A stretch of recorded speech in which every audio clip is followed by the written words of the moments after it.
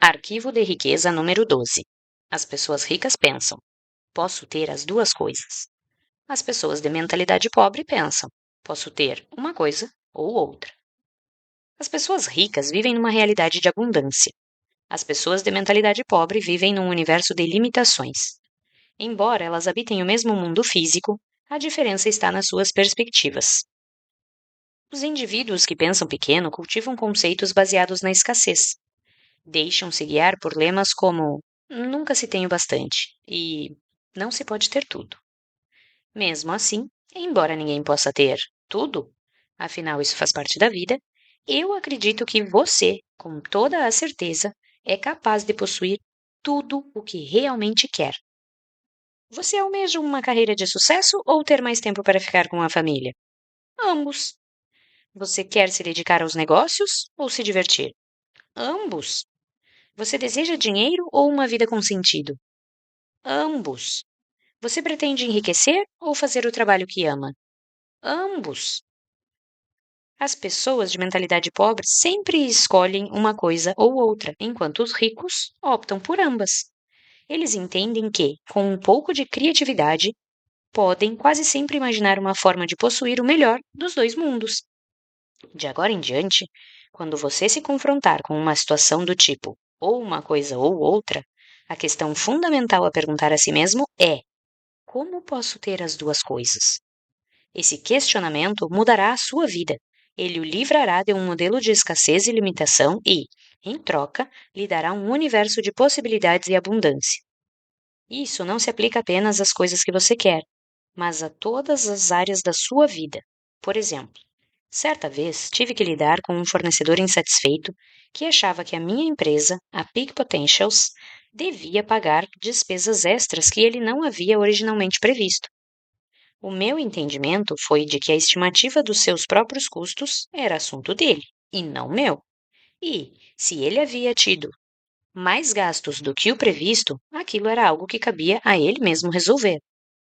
Eu estava mais do que disposto a negociar um novo acordo para uma próxima vez, porém, no caso daquele serviço especificamente, fiz questão absoluta de manter tudo o que tinha sido acertado entre nós.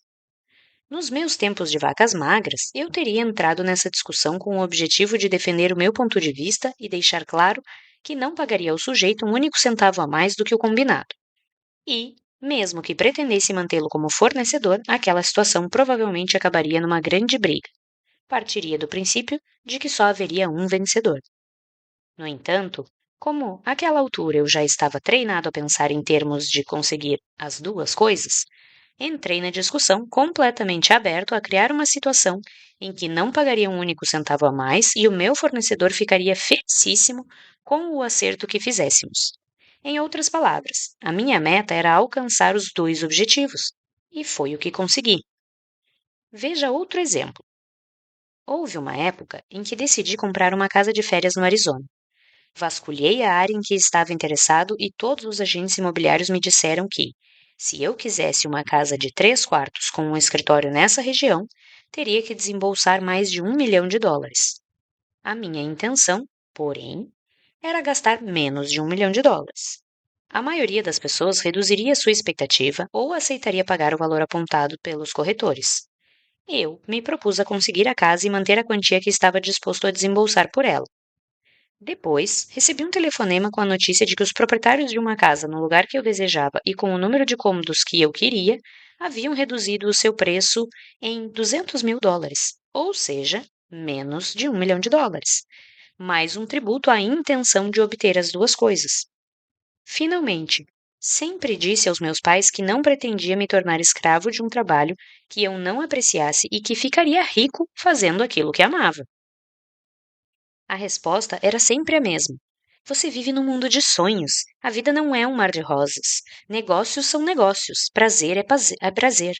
Cuide primeiro de ganhar o seu sustento. Depois, se sobrar tempo, curta a vida. Lembro-me perfeitamente de dizer a mim mesmo: se eu seguir esse conselho, acabarei como eles. Não, eu vou conseguir as duas coisas. Foi muito difícil. Às vezes eu era obrigado a ficar 1 ou 2 semanas fazendo um trabalho que detestava para poder comer e pagar o aluguel. mas nunca abri mão da intenção de alcançar os meus 2 objetivos. Jamais permaneci muito tempo num emprego ou negócio que eu não apreciava. No fim, fui capaz de enriquecer fazendo aquilo de que gostava. Agora que sei que isso é possível, continuo em busca somente de trabalhos e projetos que me dão prazer. E o melhor de tudo, hoje tenho o privilégio de ensinar outras pessoas a agir desse modo. Em nenhuma outra área, o pensamento de que podemos ter as duas coisas é mais importante do que no campo financeiro. As pessoas de mentalidade pobre acreditam que devem optar entre a riqueza e os demais aspectos da vida. Por isso, racionalizam a posição de que o dinheiro não é tão importante. Como já disse, essa ideia está errada. Afirmar que o dinheiro não é tão relevante quanto as outras coisas da vida é absurdo. Volto a perguntar: o que é mais importante, o seu braço ou a sua perna? Ambos, é claro. O dinheiro é um lubrificante. Ele lhe permite deslizar pela vida em vez de se arrastar por ela. Proporciona liberdade para você comprar o que desejar e fazer o que quiser do seu próprio tempo. Com ele, você tem condições de desfrutar o que há de melhor e também a oportunidade de ajudar outras pessoas a satisfazer as suas necessidades básicas. Acima de tudo, ser rico faz com que você não precise gastar a sua energia se preocupando com a falta de dinheiro. A felicidade também é importante, repito. É nesse ponto que as pessoas que pensam pequeno se confundem. Muitas delas acreditam que o dinheiro e felicidade são mutuamente excludentes, ou se é rico ou se é feliz. Isso não passa da programação de quem pensa pequeno.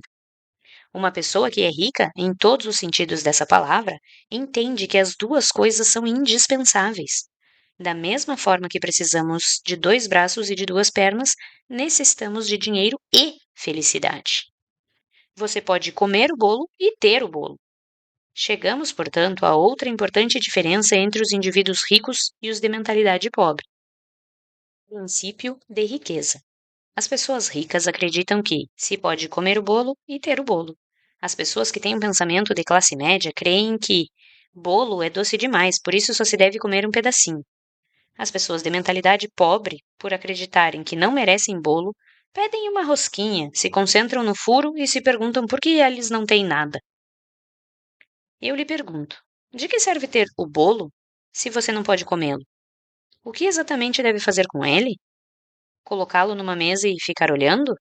Bolo serve para ser comido e saboreado.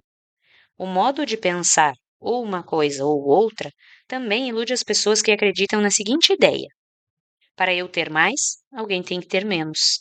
Volto a dizer, isso não passa de uma programação restritiva baseada no medo. A noção de que os ricos apropriam-se de todo o dinheiro desse mundo e por isso não sobra para ninguém mais é absurda. Primeiro, essa crença pressupõe que a quantidade de dinheiro existente é limitada. Não sou economista, mas, até onde consigo perceber, notas e mais notas continuam a ser impressas. Há décadas a oferta de dinheiro não está vinculada a nenhum ativo. Portanto, mesmo que hoje os ricos possuíssem toda a riqueza do planeta, amanhã haveria milhões, talvez bilhões mais disponíveis. Outro aspecto que os simpatizantes dessa visão limitada parecem não observar é que o mesmo dinheiro pode ser usado indefinidamente para criar valor para todas as pessoas. Vou dar um exemplo. Nos seminários, peço a 5 participantes que se dirijam ao palco levando consigo um objeto. Dou uma nota de $5 à pessoa número 1 e lhe digo para comprar algo da pessoa número 2 com aquele dinheiro.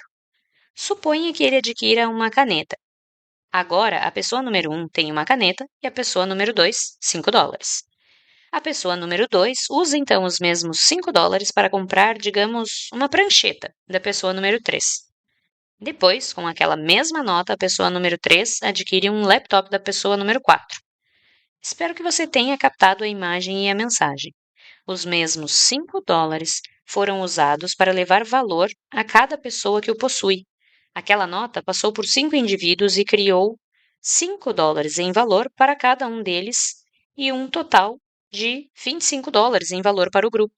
Portanto, os $5, além de não terem se esgotado, circularam e criaram valor para todos. As lições são claras. Primeiro, o dinheiro não se esgota. A mesma nota pode ser usada anos e anos por milhares de pessoas. Segundo, quanto mais rico é um indivíduo, mais dinheiro ele pode colocar em circulação, permitindo que outras pessoas tenham mais dinheiro para trocar por mais valor. Isso é exatamente o contrário do que prega o pensamento baseado em uma coisa ou outra. Quando uma pessoa possui dinheiro e o usa, tanto ela quanto o indivíduo com quem aquela quantia foi gasta têm ambos o valor. Para ser direto, se você está tão preocupado com as outras pessoas e quer se assegurar de que elas tenham a sua parte, como se existisse uma parte, faça o que puder para enriquecer e espalhar mais dinheiro por aí.